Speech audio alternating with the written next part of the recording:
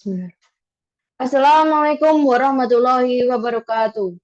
Perkenalkan, nama saya Arista Mani Valentina, NIM A51020006.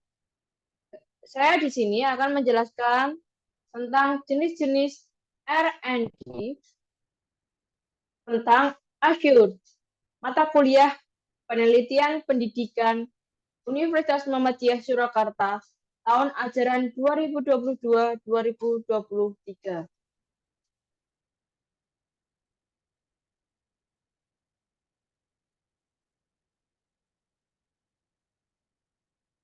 Pengertian Azure adalah salah satu petunjuk dan perencanaan yang bisa membantu untuk bagaimana cara merencanakan, mengidentifikasi, menentukan tujuan, memilih metode, dan bahan, serta evaluasi.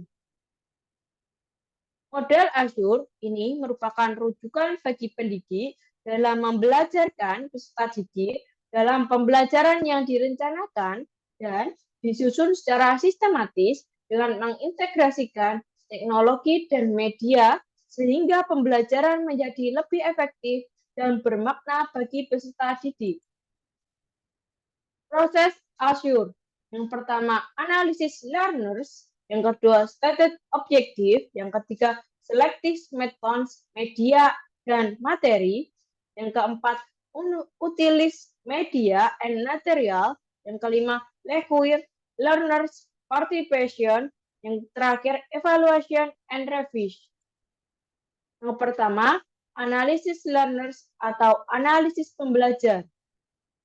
Tujuan utama dalam menganalisa termasuk pendidik dapat menemui kebutuhan belajar siswa yang urgent sehingga mereka mampu mendapatkan tingkatan pengetahuan dalam pembelajaran secara maksimal. Analisis pembelajar meliputi 3 faktor kunci dari diri pembelajar yang meliputi yang pertama, general characteristic atau karakteristik umum. Yang kedua, specific entry comprehension, mendiagnosis kemampuan awal pembelajar. Dan yang terakhir, learning style atau gaya belajar. Yang kedua, stated standard and objective atau menentukan standar dan tujuan. Tahap selanjutnya dalam Azure model adalah merumuskan tujuan dan standar. Dengan demikian, diharapkan peserta didik dapat memperoleh suatu kemampuan dan kompetensi tertentu dari pembelajar. Dalam merumuskan tujuan dan standar pembelajaran, perlu memperhatikan dasar dari strategi, media, dan pemilihan media yang tepat. Pentingnya merumuskan tujuan dan standar dalam pembelajaran. Rumusan tujuan yang jelas dapat digunakan untuk mengevaluasi efektivitas keberhasilan proses pembelajaran. Tujuan pembelajaran dapat digunakan sebagai pedoman dan panduan kegiatan belajar siswa. Tujuan pembelajaran dapat membantu dalam mendesain sistem pembelajaran. Tujuan pembelajaran dapat digunakan sebagai kontrol dalam menentukan batas-batas dan kualitas pembelajaran. Nah, yang ketiga, select strategis, teknologi, media, and material. Memilih strategi, teknologi, media, dan bahan ajar. Langkah selanjutnya dalam pembuatan pembelajaran yang efektif adalah mendukung pembelajaran dengan menggunakan teknologi dan media dalam sistematika, pemilihan strategi, teknologi, dan media, dan bahan ajar. A. Memilih strategi pembelajaran. Pemilihan strategi pembelajaran disesuaikan dengan standar dan tujuan pembelajaran.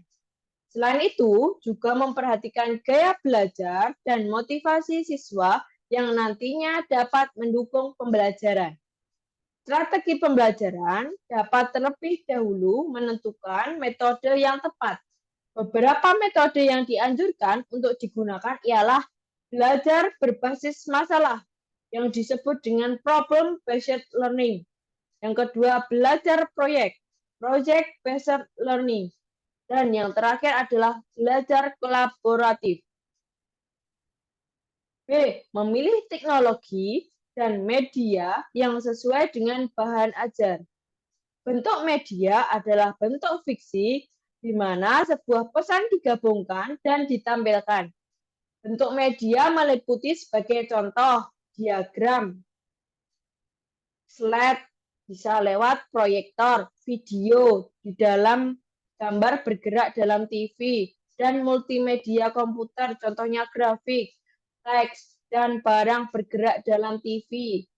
Setiap media itu mempunyai kekuatan dan batasan dalam bentuk tipe dari pesan yang bisa direkam dan ditampilkan. Memilih sebuah bentuk media bisa menjadi sebuah tugas yang kompleks, merujuk kepada cakupan yang luas dari media yang tersedia, keanekaragaman siswa, dan banyak tujuan yang akan dicapai. Dan yang keempat adalah utilis teknologi, media and material, atau menggunakan teknologi, media, dan bahan ajar.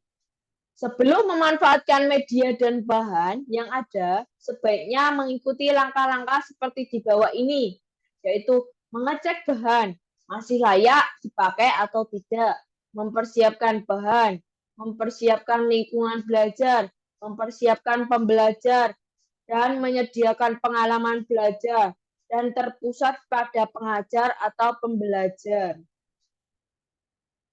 Nah, langkah-langkah menggunakan teknologi media dan bahan ajar. Yang pertama adalah preview materi. Yang kedua, siapkan bahan. Yang ketiga, siapkan lingkungan. Yang keempat, peserta didik harus ada.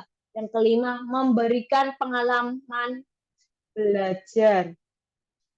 Nah, yang kelima adalah require learner participation atau mengembangkan partisipasi peserta didik. Tujuan utama dari pembelajaran adalah adanya partisipasi siswa terhadap materi dan media yang kita tampilkan.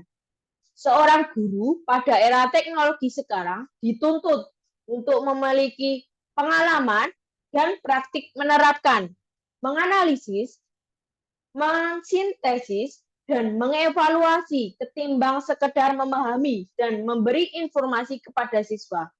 Ini sejalan dengan gagasan konstruktivitis bahwa belajar merupakan proses mental aktif yang dibangun berdasarkan pengalaman yang autentik, di mana para siswa akan menerima umpan balik informatif untuk mencapai tujuan mereka dalam belajar. Nah, latihan penggunaan teknologi. Teknologi sebagai perkakas teknologi. Teknologi sebagai perangkat komunikasi. Teknologi sebagai perangkat penelitian. Teknologi sebagai perangkat penyelesaian masalah dan pengambilan keputusan. Menggunakan perantik lunak pendidikan, menggunakan media lainnya untuk latihan. Selanjutnya adalah umpan balik. Nah, yang keenam adalah evaluasi and revise atau mengevaluasi dan merevisi. Penilaian dan perbaikan adalah aspek yang sangat mendasar untuk mengembangkan kualitas pembelajaran. Penilaian dan perbaikan dapat berdasarkan tahapan berikut. Yang pertama adalah penilaian hasil belajar siswa. Penilaian hasil belajar siswa yang autentik. Penilaian hasil belajar siswa portofolio. Penilaian hasil belajar siswa yang tradisional dan elektronik. Menilai dan memperbaiki strategi, teknologi, dan media. Dan merevisi strategi, teknologi, dan media. Nah, fungsi evaluasi. Evaluasi merupakan alat yang penting sebagai umpan balik bagi siswa. Evaluasi merupakan alat yang penting untuk mengetahui bagaimana ketercapaian siswa dalam menguasai tujuan yang telah ditentukan. Evaluasi dapat memberikan informasi untuk mengembangkan program kurikulum. Informasi dari hasil evaluasi dapat digunakan sebagai secara individual dalam pengambilan keputusan. Evaluasi berguna untuk para pengembang kurikulum, khususnya dalam menentukan tujuan khusus yang ingin dicapai. Nah, evaluasi berfungsi sebagai umpan balik untuk orang tua, guru, pengembang kurikulum, dan pengambil kebijakan. Nah, manfaat Azure model dalam pembelajaran. Secara sederhana, manfaat model Azure sederhana relatif mudah diterapkan karena sederhana, maka dapat dikembangkan sendiri oleh pengajar. Komponen KBM dalam kegiatan belajar mengajar lengkap. Peserta didik dapat dilibatkan dalam persiapan untuk kegiatan belajar mengajar atau KBM. Nah, perbedaan dari yang pertama Azure, langkah-langkahnya ada analisis learners, yang kedua stated objective, yang ketiga selective methods, media dan materi, yang keempat utilis media and material, yang kelima require learners participation, dan yang terakhir ada evaluation and revise. Yang kedua adalah for design atau 4G. Yang pertama, tahap define atau pendefisian, tahap desain, perancangan, tahap develop atau pengembangan. Nah, yang ketiga adalah ED. Yang pertama adalah analisis, perencanaan, pengembangan, implementasi, evaluasi, dan yang keempat adalah decision based research. Yang pertama adalah identifikasi masalah, yang kedua identifikasi kebutuhan, yang ketiga penyusunan desain dan struktur isi bahan pelatihan, yang keempat adalah uji coba, yang kelima evaluasi hasil uji coba, terakhir adalah komunikasi hasil evaluasi dengan revisi akhir. Perbedaan R&D yang kelima adalah long model. Yang pertama adalah penelitian awal, disebut dengan preliminary research. Yang kedua, tahap membuat prototip atau prototyping phase. Dan yang terakhir ada tahap assessment, adalah assessment phase. Terima kasih penjelasan dari saya. Wassalamualaikum warahmatullahi wabarakatuh.